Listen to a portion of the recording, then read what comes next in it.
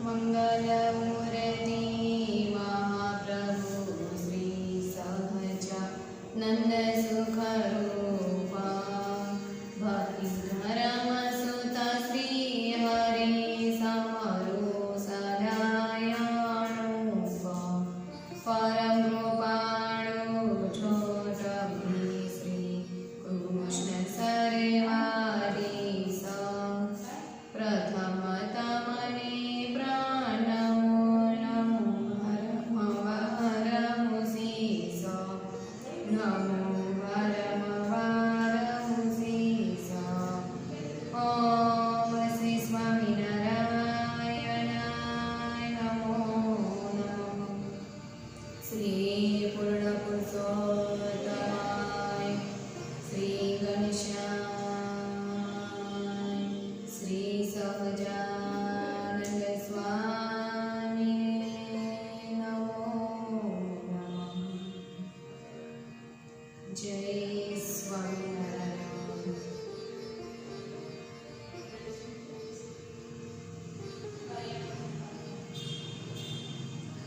आ जगत में मायाना दास વધુ પ્રમાણમાં જોવા મળતા હોય, પણ હરિના દાસ તો ઓછા હોય છે. માયાને આધીન વ્યક્તિ ઘણા હોય છે, પણ ભગવાનને આધીન હોતા નથી. માયા એવી છે કે તમારે સહેજે એમાં તમને માયા થઈ જ જાય છે, અને ભગવાન માટે કેટલો ઘણો પ્રયત્ન કરે ત્યારે માંડ એ માયાના જીવને ભગવાનમાં હિત થાય છે. માયાના જીવને સંકલ્પ વિકલ્પ કર્યા જ કરતા હોય છે, અને માયાના જ વિચારો રાત દિવસ એને હોય છે, કે જે દિવસમાં પણ માણસ માયાનું જ રટન કરતો હોય છે, એને ભગવાનનું આવડે જ નહીં. હરિના દાસ તો આપણને આ જીવનમાં અને આ જગતમાં ઓછા જ મળશે. જે માયાના દાસ થાય છે એ દુઃખી થઈ જાય છે, જે હરિના દાસ થાય છે એ આ લોકમાં સુખી અને પરલોકમાં પણ સુખી જ થાય છે. એક શ્રીમંત માણસ હતો. આખી જિંદગી એને ઊંધું છતું કૂળ કપટ કરી અને પૈસો ભેગો કર્યો. આખી જિંદગી એને આવી રીતે જ ખોટી રીતે કરી અને બધો પૈસો ભેગો કર્યો છે, પણ કોઈ દિવસ એ કોઈને આપવામાં સમજતો નથી. એટલે એ માયાનો દાસ છે. અને એના પત્ની સુશીલા હતા. સુશીલા હતા એ હરિના દાસ હતી. એને સંત બ્રાહ્મણ ભગવાન અને ગરીબને પુનદાન કરવાનું વધુ ગમે, અને એમને જ કંઈક આપવું છે, મારે કંઈક પુનદાન કરવું છે. આ ગાયને લેવાની જ વૃત્તિ, આપવાની તો જરાય નહીં. પોતાના અર્થે ના વાપરે અને દાન પૂર્ણ પણ એ કરતો નથી. આવો એ છે. તોય ઉંમર એની કઈ નાની સૂની નથી, ઓછી ઉંમર નથી કે ભેગું કર્યા કરે. દાખલા તરીકે 30 વર્ષની 35 વર્ષની ઉંમર હોય તો કદાચ કંઈક ભેગું કર્યા, પણ લગભગ એની ઉંમર કેટલી થઈ હશે? 80 વર્ષની ઉંમર હતી. 80 વર્ષની ઉંમર છે છતાં પણ હજુ જીવ ભગવાનને આપવામાં, સંતને આપવામાં બ્રાહ્મણને સમજતો જ નથી. એને કંઈક આપવાનું જ મન નથી થતું. હજુ 80 વર્ષે તો એને એટલો લોભ છે કે કંઈક લેવું છે, કંઈક જોઈએ છે. એને એમ થાય છે, એને કંઈક ને કંઈક લેવાનું મન થાય છે. એટલે આ બંનેને કંઈક ઉલટી જ પ્રક્રિયા છે. આ એવું કે કંઈક બ્રાહ્મણને અને મંદિરમાં દાન પુણ્ય કરો. હવે આ છેલ્લી અવસ્થા છે. કંઈક દાન પુણ્ય કરતા જાઓ તો એ તમારી સાથે આવવાનું છે. આ બધો ભેગો પૈસો કરેલો છે એ કંઈ તમારી સાથે, તમારી જોડે કંઈ જ આવવાનું નથી. આ સુશીલા આપવાની વાત કરે છે ત્યારે તેનો પતિ કહે છે કે આપવું, આપવું ને આપવું, તને તો દાન પુણ્ય આપો આપો એના સિવાય કંઈ જ દેખાતું નથી. તારે એના સિવાય બીજી કઈ વાત જ નથી આવડતી. કે આ કેવી રીતે પૈસો ભેગો કર્યો એ તો મારું મન જાણે છે. મારું મન જાણે છે કે મેં કેમ કરીને આટલો પૈસો ભેગો કર્યો છે. એ વાતે સાચી છે. બહેનોને તો શું, આજે 500 રૂપિયા આપજો, 1000 રૂપિયા આપજો, 5000 રૂપિયા આપજો, આમ જ માગવાનું.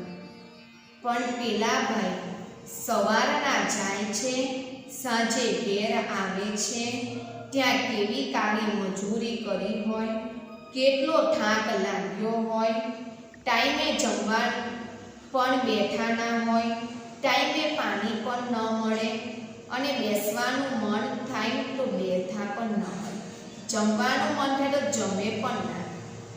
તમને તો એમ થઈ ગયું કે ક્યારના ઊભા રહ્યા છે તો ચાલો બેસી જાઓ, પણ એમને તો ત્યાં બેસવાનું ન હોય.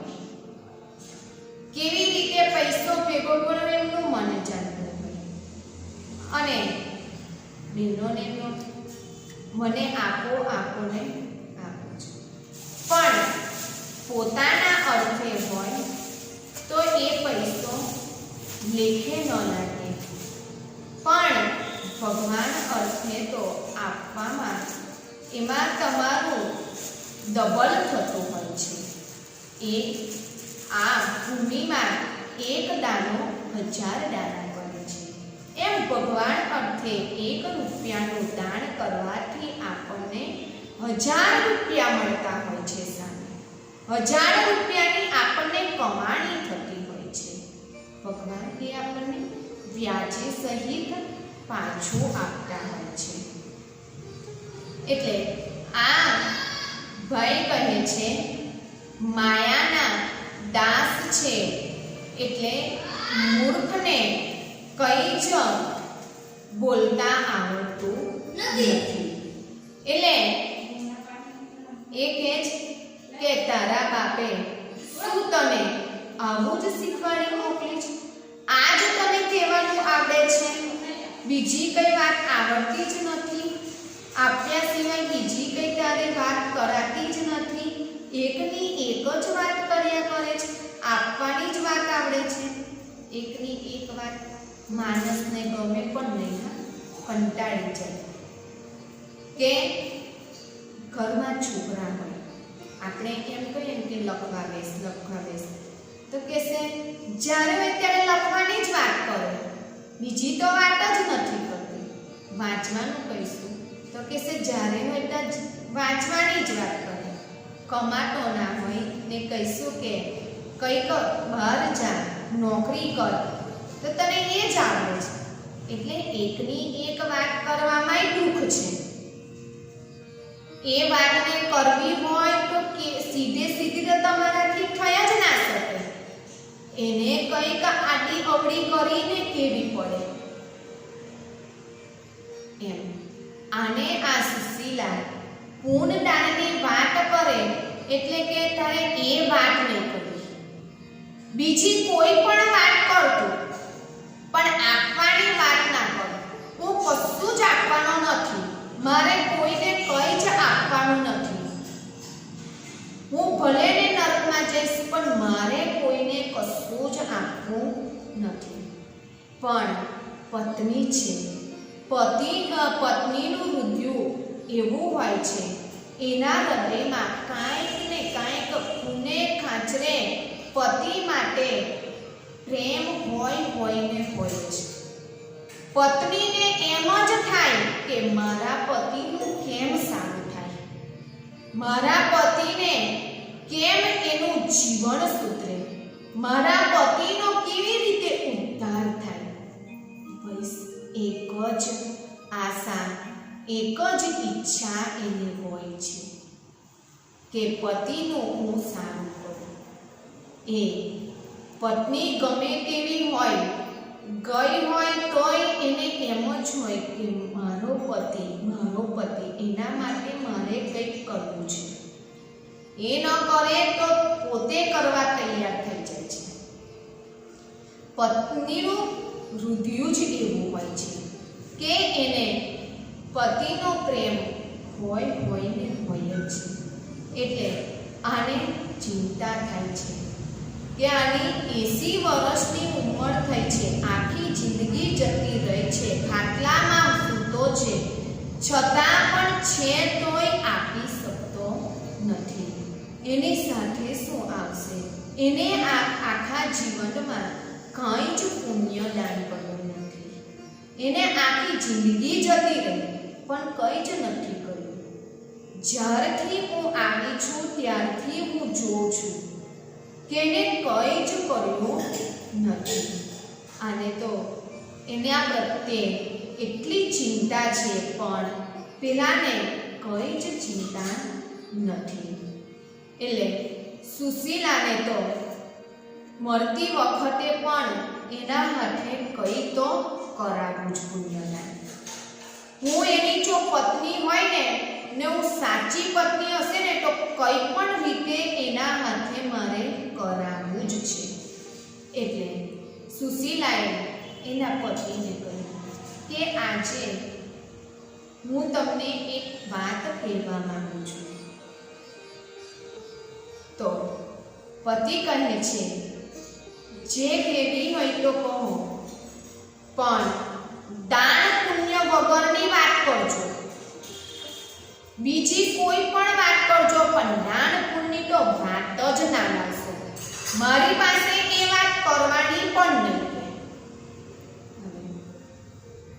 સુશીલા કહે છે તમે આ છેલ્લી અવસ્થામાં છો તો આ ગાયનું દાન કરતા જજો.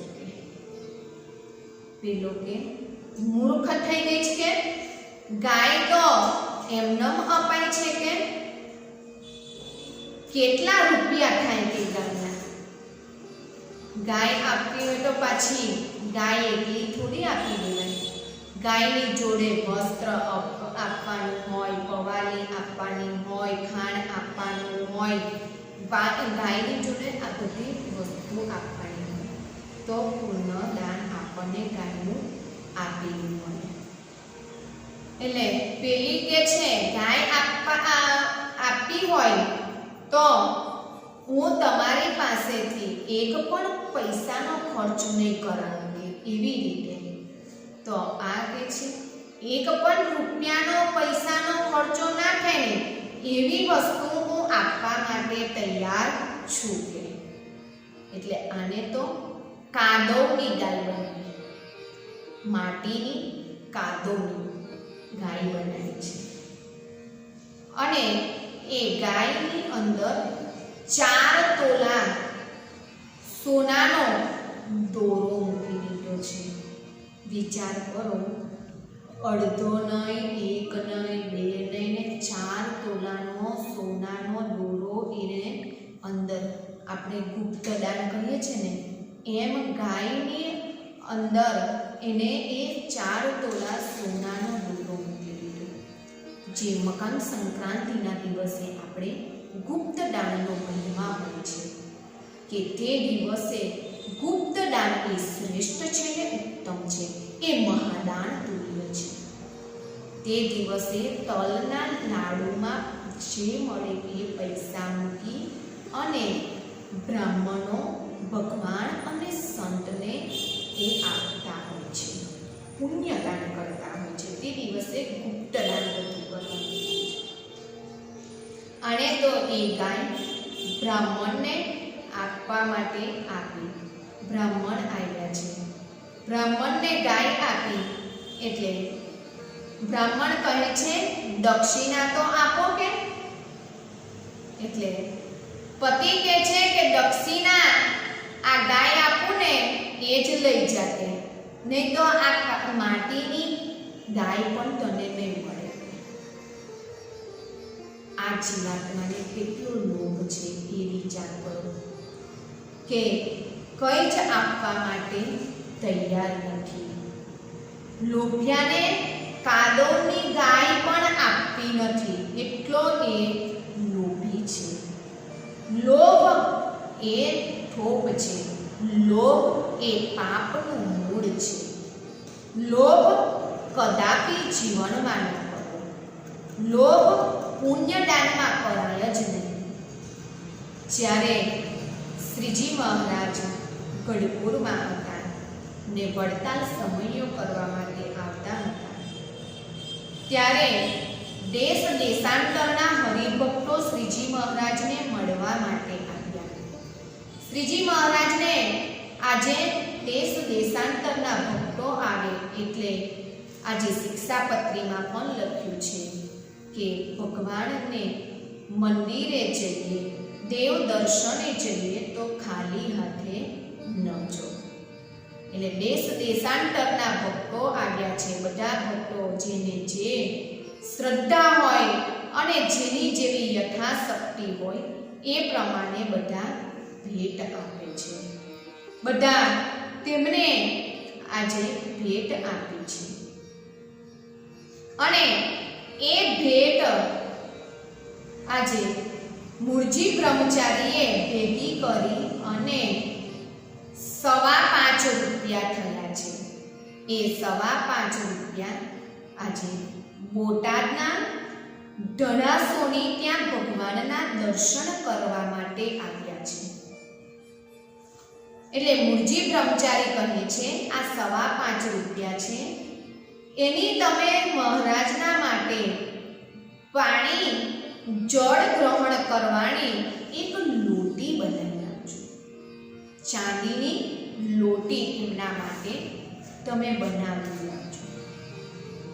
લ્યો હું તમને 5.25 રૂપિયા આપું છું. 5.25 રૂપિયા એમને આપ્યા. બોટાદ ગયા અને થોડા દિવસ ત્યાં મૂળજી બ્રહ્મચારીએ સંદેશો મોકલ્યો છે કે લોટી થઈ ગઈ હોય તો આપી જાય, અમારે જવું છે વડતાલ. અને તે જ દિવસે આ લોટી પણ થઈ ગઈ છે. પણ એમને બુદ્ધિથી કરી લીધું છે કામ કે ભગવાનને લોટી આપવા માટે જઈશ તો અડધા પૈસાનો મારે થાળ કરાવવો પડશે કે અડધા રૂપિયાનો એમ કે થાળ કરાવવો પડે કે તો એ પાછા મારે પોતાના કાઢવા પડે. એના કરતો 5.25 રૂપિયાની લોટી કરું ને અડધો રૂપિયાની બાકી રાખું એ થાળમાં વાપરીશ ભગવાન. એટલે આવ્યા અને આવી અને મહારાજ જ્યાં સભામાં બેઠા છે ત્યાં આવ્યા છે. મહારાજ ને મૂળજી બ્રહ્મચારી થાળ જમવા માટે લઈ ગયા છે. થાળ જમે છે ત્યાં આગળ આજે ધનાસોનીએ લોટી આપી મૂળજી બ્રહ્મચારી એને માંજીને ચોખ્ખી કરી અને પછી ભગવાન માટે જળ લાવ્યા છે અને મહારાજને આપી. મહારાજ એનાથી જળ પીવે છે. ત્યારે ધણાસુરી પૂછે છે, કેવી થઈ છે મહારાજ? બરાબર ધાર પડે છે ને? ફાવે છે ને તમને કે? ત્યારે મહારાજ કહે છે, તમે એક અડધા રૂપિયાની કચાસ રાખી છે. અડધો રૂપિયો જો એમાં અડધા રૂપિયાનું તમે ચાંદી નાખ્યું હોત તો ધાર જોઈએ એવી સરસ મજાની પડે. આ છે ખરી પણ હજુ થોડી કચાસ છે કે એમાં, કે તમે અડધો રૂપિયો શું કામ કાઢી લીધો? કે એમાંથી તમે રૂપિયો પાડી અને તમને વધારે લોભ જાગ્યો છે. કે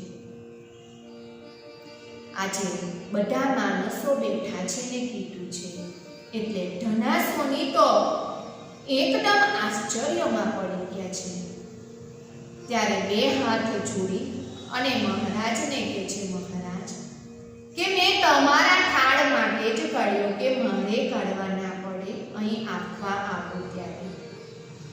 આ લોભ એવો છે કે પોતાના અર્થે તો પછી કેવી રીતે એ પૈસો લઈ શકે? વિચાર કરો. ભગવાનનો પૈસો ભગવાનમાંથી, ભગવાનની વસ્તુ બનાવવામાંથી કાઢી લે છે તો પણ ચાલે ના. તો ભગવાનનો પૈસો પોતાના અર્થે કાઢી લે તો એ કેમ ચાલે? એ તો પચી પણ ન શકે, એ તો લઈ પણ ન શકાય. આ તો ભગવાનના થાળ માટે જ કાઢ્યો તો, કઈ એને પોતાનું જમવા માટે નહીં પણ ભગવાન માટે જ કાઢ્યો હતો કે એમનો થાળ કરીશ. તો પણ ભગવાન કે તમે એમાં કચાસ રાખીને તમે લોભ કરો. લોભ એ જ પાપ છે ને એ જ પાપનું મૂળ છે. શેષ કથાને આપણે આવતીકાલે શ્રવણ કરીશું. સહજાનંદ સ્વામી મહારાજની જય. શ્રી કૃષ્ણ બલદેવ રેવતી માત કી જય. શ્રી હરિ કૃષ્ણ મહારાજની જય. શ્રીપતિમ શ્રીધરમ સર્વદેવેશ્વરમ ભક્તિધર્માત્મજમ વાસુદેવમ હરે માધવમ કેશવમ કામદમ કારણમ શ્રી સ્વામિનારાયણમ નીલકંઠમ ભજે. શ્રી સહજાનંદ સ્વામી મહારાજની જય. જય